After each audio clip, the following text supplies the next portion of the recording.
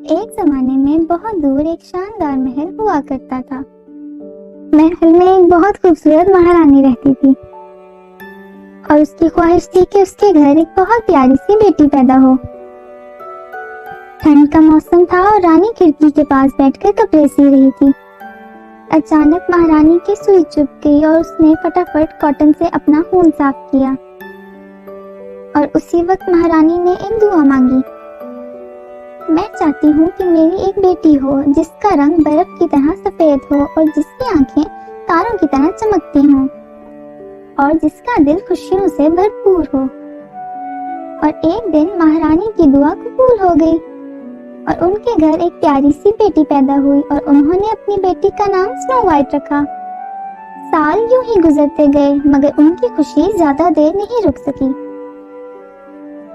رحم دل رانی بیمار ہو گئی اور کچھ ہی دن بعد ان کا انتقال ہو گیا۔ کچھ سالوں بعد مہاراجا کی عمر ہو گئی تھی اور وہ بہت کمزور ہو گئے تھے، اسی لیے انہوں نے دوسری شادی کر لی۔ یہ مہارانی شکل سے تو بہت خوبصورت تھی لیکن اس کا دل بالکل بھی صاف نہیں تھا۔ وہ روزانہ اپنے جادوئی شیشے میں دیکھتی اور اس سے یہ سوال پوچھتی، شیشے یہ بتاؤ کہ کون ہے سب سے خوبصورت؟ اور شیشہ آگے سے یہ جواب دیتا ہے کہ اور کون ہو سکتا ہے، آپ سے زیادہ خوبصورت تو کوئی نہیں۔ مہارانی یہ جواب سن کر بہت خوش ہوئی۔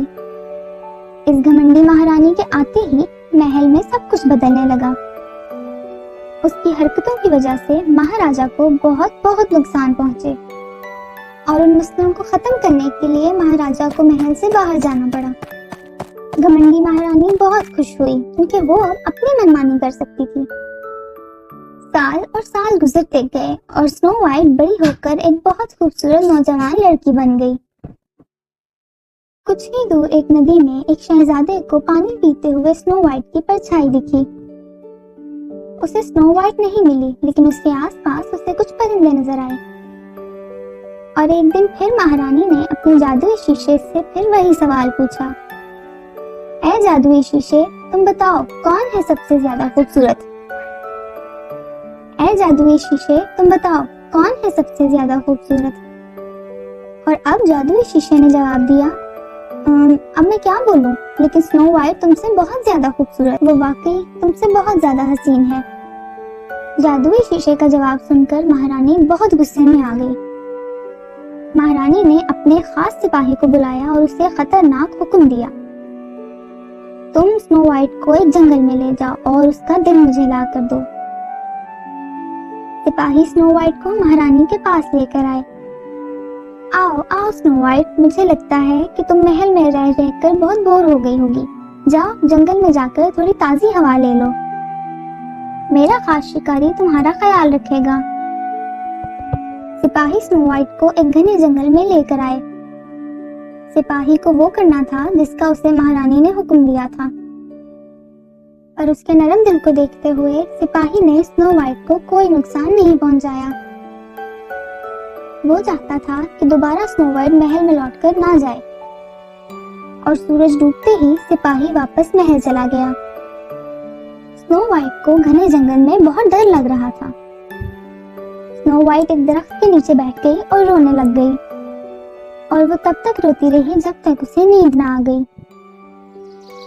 سنو وائٹ صبح پنچھیوں کی آواز سے اٹھ گئی اور اس نے اپنے ارد گرد چھوٹے چھوٹے پرندے دیکھے۔ پرندے کیونکہ سنو وائٹ کو پہلے سے جانتے تھے، اسی لیے وہ سنو وائٹ کو ایک گھر کی طرف لے آئے۔ سنو وائٹ نے بنا گھبرائے اس گھر کا دروازہ کھولا۔ سنو وائٹ نے اندر دیکھا کہ وہ گھر تو بہت چھوٹا تھا لیکن بہت گندا بھی ہو رہا تھا، اسی لیے سنو وائٹ نے اس گھر کی صفائی کرنا شروع کر دی۔ گھر کی صفائی کرنے کے بعد سنو وائٹ نے چھوٹے چھوٹے برتنوں میں کھانا بنایا، اور گھر کی صفائی کرنے کے بعد اس نے وہ کھانا کھایا۔ اس گھر میں باقی چیزوں کی طرح بیڈ بھی چھوٹے چھوٹے تھے، اور سنو وائٹ بہت تھکی ہوئی تھی، اسی لیے اس کو جہاں جگہ ملی وہ سونے کے لیے لیٹ گئی۔ سنو وائٹ نے سوچا کہ وہ یہاں محفوظ ہے، اسی لیے وہ 3 بیڈ کو جوڑ کر وہاں سو گئی۔ شام کو جن دونوں کا یہ گھر تھا وہ گھر کام سے واپس آئے، اور ان کو یہ دیکھ کر بہت خوشی ہوئی کہ گھر تو صاف ہے اور مزیدار کھانے کی خوشبو بھی آ رہی تھی۔ ایک ایک کر کے سب کھانا دیکھنے کے لیے آ رہے تھے۔ आदत से मजबूर एक बोने ने थोड़ा खाना गिरा दिया और दूसरा बोना सोच रहा था कि यहाँ हो क्या रहा है। मुझे लगता है यहाँ किसी ने कोई गड़बड़ जरूर की है। किसने किया ये सारा काम?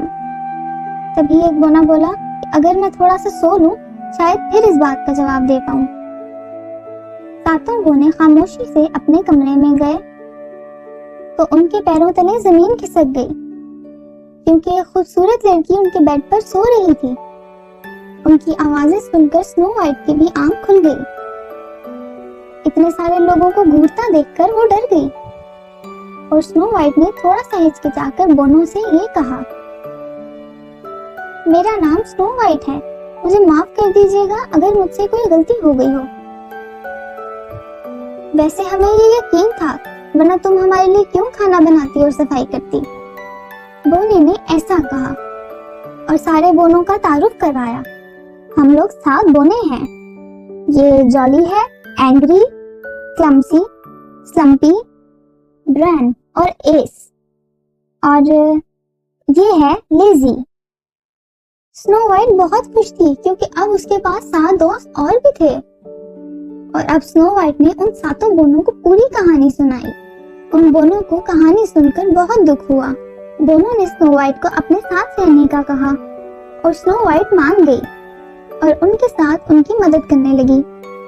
उनके दिन बहुत अच्छे गुजर रहे थे, मगर ये मौज मस्ती ज्यादा दिन नहीं चलने वाली थी।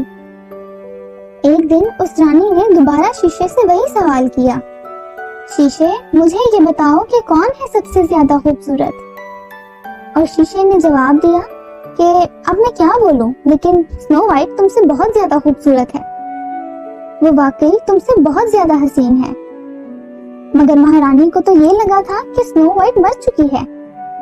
उसे ये मालूम नहीं था कि सिपाही ने उसका काम नहीं किया। और फिर महारानी ने खुद ये काम करने का फैसला किया। एक और खुशी से भरी सुबह थी और स्नो वाइट उन 7 बोनों को उनके काम पर भेज रही थी। और उनमें से एक बोने ने स्नो वाइट को सारी वार्निंग्स दोबारा बताई। हमारे असूलों को भूलना नहीं। अगर कोई अजनबी दरवाजे पर आए और कोई घर ना हो तो दरवाजा मत खोलना। अच्छा ठीक है एस, मगर तुम लोग ज्यादा देर ना करना। जब स्नो वाइट रात के लिए खाना बना रही थी तो अचानक से दरवाजा खटखटाने की आवाज आई। कौन है? एस, क्या तुम लोग आए हो? स्नो वाइट ने अंदर से पूछा। बाहर से एक बूढ़ी औरत की आवाज आई। मैं तुम्हें कोई नुकसान नहीं पहुंचाना चाहती, दरवाजा खोल दो।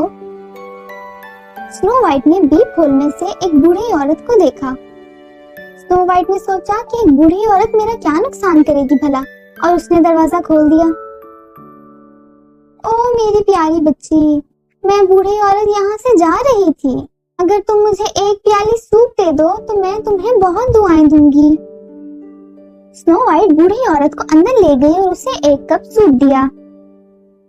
शुक्रिया मेरी बच्ची, मेरे पास पैसे तो नहीं हैं, लेकिन मेरे पास कुछ सेब हैं। ये सेब बहुत ही रसीला और मजेदार है। स्नो वाइट ने झट से उस एप्पल में से एक बाइट लिया, मगर जैसे ही उसने वो बाइट लिया, स्नो वाइट झट से बेहोश हो गई। ये बूढ़ी औरत कोई और नहीं मगर वही घमंडी महारानी थी। उस एप्पल की एक बाइट में इतना जहर था कि वो खाते ही स्नो वाइट इतनी गहरी नींद में सो गई जिससे कभी ना उठ पाई। जब 7 बोने घर आए तो उन्होंने स्नो वाइट को जमीन पर गिरे हुए देखा। एक बोने ने उस एप्पल को देखा और बोला कि इस सेब में यकीनन जहर था और ये यकीनन उसी की चाल है। स्नो वाइट सोते हुए भी बहुत खूबसूरत लग रही थी। बोनों ने स्नो वाइट को एक बड़े से शीशे के अंदर रखा और जंगल में उसको एक ऐसी जगह रखा जहां उसके सारे दोस्त उसको मिलने आ सकें। एक दिन शहजादा उसी जंगल में आया जहां स्नो वाइट सो रही थी। परिंदों ने उस शहजादे को वो रास्ता दिखाया जहां स्नो वाइट सो रही थी। शहजादा ये देखकर हैरान रह गया क्योंकि ये वही खूबसूरत शहजादी थी जिसकी परछाई उसने एक दफा नदी में देखी थी। उसके ख्वाबों की शहजादी उसके सामने लेटी हुई थी। शहजादे ने शीशे को हटाया और स्नो वाइट को एक किस दी और उसी वक्त शहजादा और शहजादी के ख्वाब पूरे हो गए। उनके प्यार की जीत हुई और स्नो वाइट दोबारा से ठीक हो गई।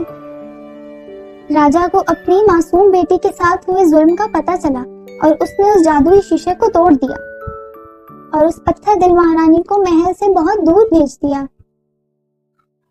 स्नो वाइट अपने पापा के पास अपने महल लौट आई। स्नो वाइट और शहजादी की शादी बहुत धूमधाम से हुई और स्नो वाइट और महाराजा की शादी बहुत धूमधाम से हुई और स्नो वाइट, महाराजा और शहजादा और 7 बोने बहुत खुश रहे।